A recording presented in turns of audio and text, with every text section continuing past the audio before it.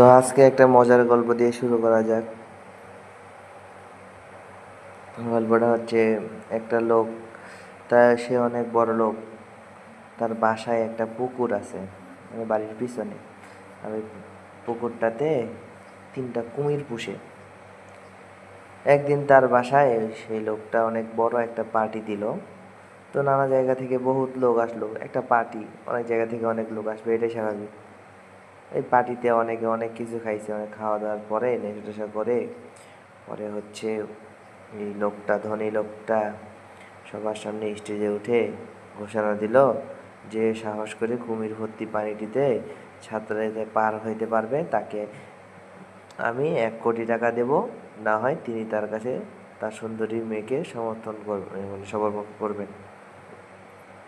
কথাটি শেষ না হতে হতেই ঝাপাস করে একটা শব্দ হইল। দেখা গেল যে একজন লোক প্রাণপণে সাঁতরাচ্ছে আর পিছনে 3টা কুমির তাড়া করছে।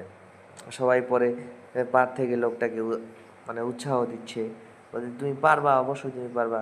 লোকটা ভালোই সাঁতার কাটে, তার উপর প্রাণের মায়া, তার উপর কিন্তু কোনো মতে হাঁপাতে হাঁপাতে অক্ষত অবস্থায় সে হচ্ছে সেই পারে, মানে অন্য পারে উঠছে। ধনী লোকটা এগিয়ে এসে লোকটার মানে হাত ধরে বলল, আমি বিশ্বাস করতে পারিনি এত সাহস তোমার মতো ক্ষমতা কারো থাকতে পারে।